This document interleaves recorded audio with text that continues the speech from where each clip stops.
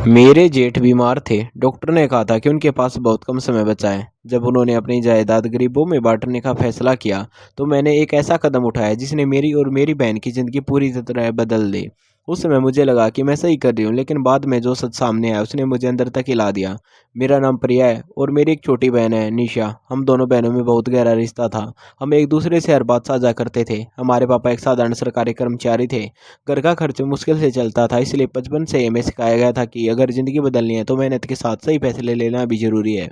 मैं देखने में काफ़ी आकर्षक थी और कॉलेज में मेरे आसपास हमेशा लड़कों की भीड़ रहती थी, लेकिन मैंने कभी किसी को अपने करीब नहीं आने दिया, क्योंकि मेरा सपना साफ था। मैं अपनी ज़िंदगी गरीबी में नहीं बिताना चाहती थी। मैं चाहती थी कि मेरी शादी ऐसे घर में हो जहाँ मुझे हर सुविधा मिले। कॉलेज के दिनों में एक लड़का मन मुझसे बहुत प्रभावित हो गया। वह मेरे परिवार से था। उसने मुझसे दोस्ती करने की कोशिश की। शुरुआत में मुझे लगा कि शायद वही मेरे सपनों का जवाब है, लेकिन मेरी सहेली रीना ने मुझे सावधान किया। उसने कहा, अमन का स्वभाव ठीक नहीं है, वह कई लड़कियों से इस तरह की बातें करता है। जब मैंने अमन से इस बारे में पूछा, तो उसने बात को हल्के में टाल दिया। उस दिन मुझे समझ आ गया कि सिर्फ पैसे ही सब कुछ नहीं होते। मैंने खुद को संभाला और पूरी तरह अपनी पढ़ाई पर ध्यान देना शुरू कर दिया। ग्रेजुएशन पूरा होने के बाद मैंने नौकरी ढूंढनी शुरू की, लेकिन हमारे शहर में मुझे कोई अच्छी अवसर नहीं मिला। फिर मुझे नैनीताल के एक बोर्डिंग स्कूल में टीचर की नौकरी मिल गई। यह मेरे लिए एक बड़ा मौका था, हालांकि इसके लिए मुझे अपने परिवार से दूर जाना पड़ा। नैनीताल पहुंचकर मुझे अक्सर घर की याद आती थी, खासकर निशा की, क्योंकि हम दोनों हमेशा साथ रहते थे। फ़ोन पर हम घंटों बात करते थे। मैंने उससे कहा कि पढ़ाई पूरी करके वह भी मेरे पास आ जाए, लेकिन उसने मना कर दिया। उसने बताया कि वह सुमित नाम के लड़के से प्यार करती है, जो एक साधारण नौकरी करता है। मैंने उसे समझाने की कोशिश की कि वह अपने भविष्य के बारे में सोचे, लेकिन उसके लिए प्यार ज़्यादा महत्वपूर्ण था। कुछ समय बाद में एक पेरेंट्स मीटिंग हुई, जहाँ मेरी मुलाकात एक ऐसे इंसान से हुई जिसने मेरी ज़िंदगी की दिशा बदल दी। वह अपने भतीजे के साथ आया था। पहली नज़र में ही साफ लग रहा था कि वह बहुत संपन्न परिवार से है। बातचीत के दौरान उसने बताया कि वह विवाहित है और अपने परिवार की जिम्मेदारी संभाल रहा है। उसका नाम राहुल था। वह मुझसे बात करते हुए बार बार मेरी तरफ देख रहा था, जैसे वह मुझे समझने की कोशिश कर रहा हो। मीटिंग के बाद उसने मुझसे कॉफ़ी के लिए पूछा। पहले तो मैं झिझकी, लेकिन फिर मैंने सोचा कि इसमें कोई बुराई नहीं है। उस मुलाकात में मुझे पता चला कि वह एक बड़े कारोबार से जुड़ा हुआ है। उसके पास कई संपत्तियां हैं और वो अपने परिवार के साथ एक बड़े घर में रहता है। उसकी माँ बीमार रहती थी और उसके बड़े भाई का एक बेटा था, जिसकी जिम्मेदारी भी उसी पर थी। कुछ मुलाकातों के बाद उसने मेरे घर शादी का प्रस्ताव भेजा। यह सब कुछ इतना अचानक हुआ कि मेरे परिवार को विश्वास ही नहीं हुआ, लेकिन मेरे लिए ये वही मौका था जिसका मैं इंतजार कर रही थी। मैंने बिना ज़्यादा सोचे हाँ कर दी और कुछ ही समय में हमारी शादी हो गई। शादी के बाद जब मैं उसके घर पहुंची तो मेरी आंखें खुली रह गई। वह घर किसी महल से कम नहीं था। मुझे लगा कि आखिरकार मेरी मेहनत और मेरी सोच मुझे वहाँ ले आई जहाँ मैं पहुँचना चाहती थी।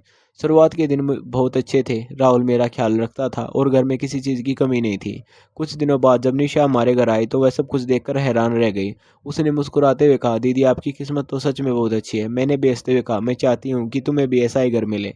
लेकिन उसने फिर वही बात दोहराई कि उसे पैसे से ज़्यादा सच्चा साथ चाहिए। समय धीरे धीरे बीतता गया और शादी के कुछ महीनों बाद घर में एक दुखद घटना हुई। मेरी सास का निधन हो गया। उस समय पूरा घर शोक में डूब गया। अब घर में मैं, मेरे पति और मेरे जेठ और उनका बेटा ही रह गए थे। मेरे जेठ का स्वभाव शांत था और वह अपने बेटे से बहुत प्यार करते थे। वह मुझसे भी आदर से बात करते थे और घर का माहौल सामान्य रखने की कोशिश करते थे। लेकिन कुछ समय बाद अचानक हमें पता चला कि उनकी तबीयत ठीक नहीं है। डॉक्टर ने उनकी हालत को गंभीर बताया। यह सुनकर हम सभी परेशान हो गए, क्योंकि बाहर से देखने पर वे बिल्कुल ठीक लगते थे, लेकिन अंदर ही अंदर वह एक बड़ी बीमारी से जूझ रहे थे। डॉक्टर की बात सुनने के बाद घर का माहौल पूरी तरह बदल गया। बाहर से सब सामान्य दिखने की कोशिश हो रही थी, लेकिन अंदर ही अंदर एक डर सभी के मन में बैठ चुका था। मेरे जेठ जी पहले की तरह ही अपने काम में लगे रहते थे। वह रोज सुबह उठते, एक्सरसाइज करते और अपने बेटे के साथ समय बिताते। उन्हें देखकर कभी नहीं लगता था कि वह किसी गंभीर बीमारी से जूझ रहे हैं। लेकिन डॉक्टर की बात बार बार मेरे दिमाग में घूमती रहती थी। इसी बीच एक दिन उन्होंने घर पर वकील को बुलाया और अपनी संपत्ति के बारे में बात करनी शुरू की। जब मैंने ये सुना कि वे अपनी ज़्यादातर जायदाद गरीबों में बांटने का निर्णय ले रहे हैं, तो मैं अंदर से घबरा गई। मेरे पति भी सुनकर चुप हो गए थे। उस समय हमारे मन में डर के साथ एक असमंजस भी था कि आगे क्या होगा। उस रात में बहुत देर तक सो नहीं पाई। मेरे दिमाग में कई तरह के विचार आ रहे थे। तभी मेरे मन में एक ऐसा ख्याल आया जिसने आगे चलकर सब कुछ बदल दिया।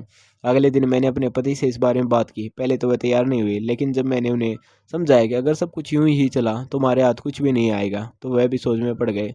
काफ़ी देर तक बातचीत के बाद हमने एक फैसला लिया जो उस समय में सही लगा। मैंने अपनी बहन निशा के बारे में सोचा और फिर उससे बात करने का निश्चय किया। जब मैंने उसे ये सब बताया तो वह बिल्कुल तैयार नहीं हुई। उसने साफ मना कर दिया क्योंकि वह सुमित से प्यार करती थी। मैंने उसे समझाने की कोशिश की कि ये सिर्फ कुछ समय की बात है और सब कुछ ठीक हो जाएगा, लेकिन उसके लिए फैसला आसान नहीं था। कई दिनों तक उसे मनाने के बाद आखिरकार वह मान गई। हालांकि उसके चेहरे पर खुशी नहीं थी, लेकिन उसने मेरी बात पर भरोसा किया और परिवार के कहने पर यह रिश्ता तय हो गया। जब मैंने यह बात अपने जेठ जी को बताई तो उनके चेहरे पर एक हल्की सी मुस्कान आई, जिसे उस समय मैं समझ नहीं पाई। सब कुछ बहुत जल्दी हुआ और कुछ ही दिनों में उनकी और निशा की शादी हो गई। शादी के बाद घर का माहौल फिर से थोड़ा सामान्य होने लगा। निशा अब उसी घर में रहने लगी और अपने नए जीवन को समझने की कोशिश करने लगी। शुरू में वह काफ़ी चुप रहती थी और अपने आप में खोई रहती थी, लेकिन धीरे धीरे वह घर के कामों में शामिल होने लगी। मेरे जेठ जी भी उसके साथ बहुत विनम्र व्यवहार करते थे। वह उसका ख्याल रखते और उसे किसी तरह की परेशानी न हो इसका ध्यान रखते थे। मैं देखकर थोड़ा संतुष्ट थी कि शायद मेरा फैसला गलत नहीं था। समय बीतने के साथ साथ मैंने एक अजीब बदलाव महसूस करना शुरू किया। जहाँ एक तरफ डॉक्टरों ने कहा था कि मेरे जेठ जी की हालत गंभीर है, वहीं दूसरी तरफ वह पहले से ज़्यादा सक्रिय और स्वस्थ दिखने लगे थे। उनके चेहरे पर एक अलग ही आत्मविश्वास नजर आता था। वह पहले से ज़्यादा खुश रहने लगे थे और अपना अधिकतर समय निशा के साथ बिताते थे। शुरुआत में मुझे लगा कि शायद वह अपने बचे हुए समय को अच्छे से जीना चाहते हैं, लेकिन धीरे धीरे ये बात मेरे मन में सवाल बनकर रहने लगी। इसी दौरान मैंने निशा में भी बदलाव देखना शुरू किया। वह पहले की तरह चंचल नहीं रही थी। उसके चेहरे पर थकान नजर आने लगी थी। वह अक्सर कहती कि उसे कमजोरी महसूस होती है और कई बार उसे चक्कर भी आते थे। मैंने सोचा कि शायद नए माहौल और जिम्मेदारियों की वजह से ऐसा हो रहा है, लेकिन जब ये स्थिति लगातार बनी रही तो मुझे चिंता होने लगी। एक दिन मैंने उससे इस बारे में खुलकर बात की तो उसने बताया कि उसे कुछ दवाइयाँ दी जा रही हैं जिससे उसे आराम मिलता है, लेकिन वह खुद भी पूरी तरह समझ नहीं पा रही थी कि उसे क्या हो रहा है। ये सुनकर मेरे मन में एक हल्का सा संदेह पैदा हुआ, लेकिन मैंने उसे नज़रअंदाज करने की कोशिश की। उधर मेरे पति का व्यवहार भी बदलने लगा था। वह पहले की तरह खुले नहीं रहे थे और अक्सर किसी न किसी बात पर चिड़चिड़े हो जाते थे। कई बार मैंने उनसे बात करने की कोशिश की, लेकिन वे बात को टाल देते थे। एक दिन मैंने उन्हें और जेठ जी को आपस में धीमी आवाज में बात करते हुए सुना, जैसे किसी बात को लेकर मतभेद हो। लेकिन जैसे ही मैं पास गई दोनों चुप हो गए। उस पल मुझे एहसास हुआ कि घर में कुछ ऐसा चल रहा है जो मुझसे छुपाया जा रहा है। समय के साथ मेरा संदेह और बढ़ता गया। एक दिन मैंने गौर किया कि निशा ने अपने हाथ में एक ताबीज बांध रखी है। जैसे मैंने उससे पूछा तो उसने बताया कि यह उसे सुरक्षा के लिए दी गई है और इससे उसे अच्छा महसूस होता है। मैंने उसे ज़्यादा कुछ नहीं कहा, लेकिन मेरे मन में सवाल और गहरे होते जा रहे थे।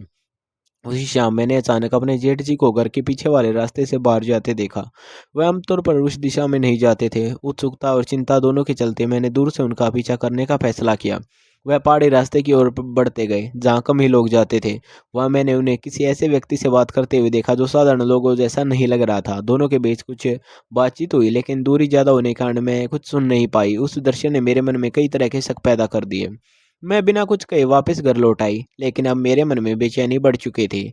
मुझे लगने लगा था कि जो कुछ हम देख रहे हैं, उसके पीछे कोई और ही सच्चाई छुपी हुई है। अब मेरे मन में उठ रहे सवालों ने मुझे चैन से बैठने नहीं दिया था। हर छोटी बात मुझे किसी बड़े राज की तरफ इशारा करती हुई लग रही थी। मैं बाहर से सब सामान्य दिखाने की कोशिश कर रही थी, लेकिन अंदर ही अंदर मैं हर चीज को ध्यान से देखने लगी थी। खासकर निशा और जेठ जी के बीच के बदलते व्यवहार को अब मैं नजरअंदाज नहीं कर पा रही थी। अगले कुछ दिनों में मैंने देखा कि निशा पहले से ज़्यादा शांत रहने लगी थी। वह कम बोलती थी और अक्सर अपने कमरे में ही रहती थी, लेकिन अजीब बात यह थी कि उसके चेहरे पर कभी-कभी एक अलग सी मुस्कान भी नज़र आती थी, जैसे वह कुछ कहना चाहती हो, लेकिन कह नहीं पा रही हो। मैंने कई बार उससे खुलकर बात करने की कोशिश की, लेकिन हर बार वह बात को टाल देती थी और कहती कि सब ठीक है। उसी दौरान मेरे पति का व्यवहार भी और ज़्यादा बदला हुआ लगने लगा था।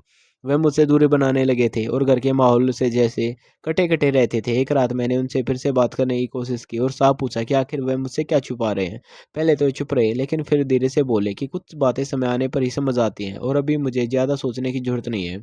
उनका यह जवाब मेरे लिए और ज़्यादा उलझन भरा था, क्योंकि अब साफ था कि वह कुछ जानते हैं जो मुझसे छुपाया जा रहा है। और उसी रात मैंने तय कर लिया कि अब मुझे खुद ही सच्चाई जाननी होगी। मैं देर रात तक जागती रही और जब घर में सब शांत हो गए तो मैं चुपचाप अपने कमरे से बाहर निकली। मेरा दिल तेज धड़क रहा था, लेकिन मेरे कदम अब रुकने वाले नहीं थे।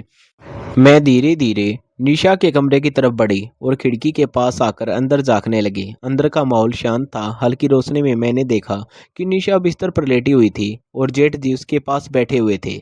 वे उसे कुछ समझा रहे थे और उसके हाथ में पानी का गिलास था, जैसे वह उसे दवा लेने के लिए कह रहे हो। निशा थोड़ी झिझक रही थी, लेकिन फिर उसने उनकी बात मान ली। उस पल मुझे यह साफ समझ आ गया कि जो कुछ मैं सोच रही थी वह शायद उतना गलत भी नहीं था, लेकिन पूरी सच्चाई अभी मेरे सामने नहीं आई थी। अगले दिन सुबह मैंने निशा से फिर से बात की। इस बार मैंने थोड़ा सख्त लहज़ा अपनाया और उससे कहा कि वह मुझसे कुछ छुपाएगी नहीं।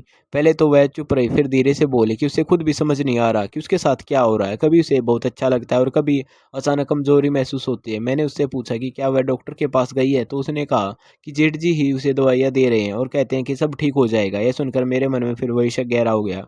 लेकिन इस बार मैंने उसे डराने के बजाय शांत रहने को कहा और खुद इस स्थिति को समझने का फैसला किया। उधर मेरे पति और जेठ जी के बीच दूरी अब साफ नजर आने लगी थी। दोनों एक दूसरे से कम ही बात करते थे और जब भी आमने सामने आते तो माहौल अजीब सा हो जाता था। एक दिन मैंने हिम्मत करके अपने पति से फिर इस बात की और इस बार उनसे कहा कि अगर उन्हें मुझे सच नहीं बताया तो मैं खुद सब पता कर लूंगी। मेरी बात सुनकर वह कुछ पल चुप रहे, फिर बोले, जो कुछ हो रहा है वो उतना सरल नहीं है जितना मैं समझ रही हूँ। उन्होंने बस इतना कहा कि भैया ने हम सबको एक ऐसी स्थिति में डाल दिया जहाँ सही और गलत के बीच फर्क करना मुश्किल हो गया है। उनका यह जवाब सुनकर मैं और भी बेचैन हो गई, क्योंकि अब यह साफ था कि इस कहानी में कुछ ऐसा है जो अभी तक सामने नहीं आया है। उसी शाम मैंने एक और अजीब बात देखी। मैंने गौर किया कि निशा के हाथ में बंधी ताबीज को वह बार बार छू रही थी, जैसे उसे उसे कोई सुकून मिलता हो। मैंने उससे हल्के अंदाज में पूछा कि वह अब पहले से बेहतर महसूस कर रही है, तो उसने मुस्कुराकर कहा, हाँ, अब उसे थोड़ा अच्छा लगने लगा है। उसके चेहरे की वह मुस्कान मेरे लिए राहत भी थी और सवाल भी, क्योंकि मैं अब तक ये समझ नहीं पा रही थी कि आखिर ये सब हो क्या रहा है। कुछ देर बाद जब मैं अकेली थी तो मैंने उस दिन की घटना को याद किया जब मैंने जेठ जी को पहाड़ी रास्ते पर किसी अजनबी से मिलते देखा था। मेरे मन में ये बात बार बार आ रही थी, क्या उस मुलाकात की का इस सब से कोई संबंध है, या फिर मैं बेवजह चीज़ों को जोड़ रही हूँ। फिर मैंने फैसला किया कि अब मुझे जल्दबाजी में कोई निष्कर्ष नहीं निकालना चाहिए, बल्कि सही समय का इंतजार करना चाहिए। रात को जब सब लोग एक साथ बैठे थे तो माहौल सामान्य दिख रहा था, लेकिन उस सामान्य के पीछे एक अजीब सी खामोशी थी, जैसे हर कोई कुछ न कुछ सोच रहा हो लेकिन कह नहीं रहा हो। उसी दौरान मैंने देखा कि जेठ जी निशा की तरफ बहुत ध्यान से देख रहे थे और फिर हल्की सी मुस्कान के साथ नजरें टाली। उसे एक पल में मुझे एहसास हुआ कि उनके मन में निशा के लिए सिर्फ जिम्मेदारी नहीं बल्कि कुछ और भी है, जिसे मैं अब तक समझ नहीं पाई थी। उस रात में फिर देर से तक जागती रही। मेरे मन में अब डर कम और जिज्ञासा ज़्यादा थी। मैं जानना चाहती थी कि आखिर इस कहानी का सच क्या है। क्या वाकई सब कुछ वैसा ही है जैसा दिख रहा है, या फिर इसके पीछे कोई और वजह है। धीरे धीरे मेरे मन में यह एहसास होने लगा कि शायद मैं जिस नज़र से इस पूरे मामले को देख रही थी वह दूरी है और सच्चाई कुछ और ही हो सकती है। लेकिन एक बात तय थी कि अब ज़्यादा समय तक ये रहस्य छुपा नहीं रहने वाला था। अब मुझे लगने लगा था कि सच्चाई मुझसे ज़्यादा दूर नहीं है, बस एक सही पल का इंतज़ार था, और वो पल ज़्यादा देर तक नहीं रुका। अगले दिन एक ऐसी घटना हुई जिसने सारी रात खोल कर रख दिए। उस दिन मैं स्कूल से जल्दी घर लौट आई। घर में अजीब सी खामोशी थी। मेरे पति कहीं नज़र नहीं आ रहे थे और नौकरों ने बताया कि जेठ जी अपने कमरे में है। मेरा दिल फिर से तेज धड़कने लगा। मैं सीधा निशा के कमरे की तरफ बढ़ी, लेकिन वह वहाँ नहीं थी। तभी मुझे हल्की सी आवाज़ जेठ जी के कमरे से सुनाई दी, जैसे कोई धीमे स्वर में बात कर रहा हो। मैं धीरे से दरवाजे के पास पहुंची और कुछ पल ठहरकर अंदर की हलचल को समझने की कोशिश करने लगी। उस समय मेरे मन में डर और जिज्ञासा दोनों बराबर थे। आखिर मैंने दरवाज़ा खटखटाया और अंदर से थोड़ी देर तक कोई जवाब नहीं आया। फिर दरवाज़ा खुला। सामने जेठ जी खड़े थे और उनके चेहरे पर हल्की सी घबराहट थी, लेकिन उन्होंने तुरंत खुद को संभाल लिया। मैंने बिना समय गवाए उनसे सीधा सवाल किया कि आखिर चल क्या रहा है? निशा कहाँ है और उसे क्या हो रहा है? मेरी आवाज़ में अब डर कम और सच्चाई जानने की जिद ज़्यादा थी। इतने में निशा भी अंदर से बाहर आई। उसका चेहरा पहले से ज़्यादा कमज़ोर ज़रूर लग रहा था, लेकिन उसकी आंखों में डर नहीं था, बल्कि एक अजीब सी शांति थी। मैंने तुरंत उसे अपने पास खींच लिया और पूछा कि सच क्या है? तभी मेरे पति भी वहाँ आ गए। शायद उन्हें अंदाज़ा हो गया था कि अब बात छुपने वाली नहीं है। कमरे का माहौल कुछ पल के लिए बिल्कुल शांत हो गया, जैसे हर कोई सही शब्द ढूंढ रहा हो। आखिरकार जेठ जी ने ही चुप्पी तोड़ी। उन्होंने बहुत शांत आवाज में कहा कि अब समय आ गया है कि सब कुछ साफ कर दिया जाए। उनकी बात सुनकर मेरा दिल और तेज धड़कने लगा। उन्होंने कहा कि जो कुछ भी हमने सुना और समझा वह पूरा सच नहीं था। उन्होंने माना कि उन्होंने अपनी बीमारी को लेकर सच्चाई हमसे छुपाई थी, लेकिन वजह कुछ और थी। यह सुनकर मेरे पति ने गुस्से में उनकी तरफ देखा, लेकिन इस बार जेठ जी रुके नहीं। उन्होंने बताया कि वह लंबे समय से अकेले थे और अपने बेटे के लिए एक ऐसे साथी की तलाश में थे जो उसे अपनाकर उसका ख्याल रख सके। लेकिन जब उन्होंने दूसरी शादी की बात की तो घर में कोई भी इसके लिए तैयार नहीं था। तब उन्होंने एक ऐसा रास्ता चुना जो सही तो नहीं था, लेकिन उनके हिसाब से ज़रूरी था। उन्होंने कहा कि उन्हें पता था कि अगर वह अपनी हालत को गंभीर दिखाएंगे तो शायद हम लोग उनकी बात मान जाएं, और वही हुआ। उनके शब्द सुनकर मैं कुछ पल के लिए चुप रह गई, क्योंकि अब कई बातें अपने आप समझ आने लगी थी। मेरे पति ने भी धीरे से नजरें झुका ली, जैसे उन्हें भी अपनी गलती का एहसास हो रहा हो। फिर मैंने निशा की तरफ देखा और उससे पूछा कि वह ठीक तो है। तभी जेठ जी ने मेरी तरफ देखकर मुस्कुराते हुए कहा कि तुम्हारी बहन बीमार नहीं है, बल्कि वह एक नई जिम्मेदारी के लिए तैयार हो रही है। उनकी ये बात सुनकर मैं एक पल के लिए समझ नहीं पाई, लेकिन अगले ही पल निशा ने धीरे से मेरा हाथ पकड़ा और मुस्कुराकर मेरी तरफ देख देखा। उसकी आंखों में जो चमक थी वह सब कुछ कह रही थी। मुझे एहसास हो गया कि मैं जिस कमजोरी और थकान को बीमारी समझ रही थी वह दरअसल एक नई शुरुआत का संकेत था। मेरे हाथ अपने आप से उसके थैले को कसकर पकड़ लिए। मेरी आंखों में आंसू आ गए, लेकिन इस बार ये डर के नहीं बल्कि राहत के थे। मेरे पति ने भी आगे बढ़कर हम दोनों को देखा और धीरे से कहा कि सच जानने के बाद उन्हें भी अब सब कुछ अलग नजर आ रहा है। उन्होंने माना कि गुस्से और गलतफहमियों ने उन्हें अपने ही भाई से दूर कर दिया था। कमरे का माहौल अब पूरी तरह बदल चुका था। जहाँ पहले शक और डर था, वहाँ अब सच्चाई और समझ थी। मैंने जेठ जी से उस ताबीज़ के बारे में भी पूछा जो निशा ने पहनी हुई थी, तो उन्होंने हल्की मुस्कान के साथ बताया कि वह सिर्फ एक आशीर्वाद का प्रतीक है, ताकि सब कुछ ठीक रहे। और जो मैंने पहाड़ी रास्ते पर देखा था वह भी किसी गलत चीज़ से जुड़ा नहीं था, बल्कि वह एक पुराने जानकार से मुलाकात थी जिससे वह सलाह लेने गए थे। उनकी बात सुनकर मुझे एहसास हुआ कि कभी-कभी हम अधूरी जानकारी के आधार पर कितनी बड़ी गलतफहमी पाल लेते हैं। उस दिन के बाद घर का माहौल पूरी तरह बदल गया। मेरे पति और जेठ जी के बीच की दूरी खत्म हो गई। निशा अब पहले से ज़्यादा खुश नजर आने लगी और मैं खुद भी अपने फैसलों के बारे में नए सिरे से सोचने लगी।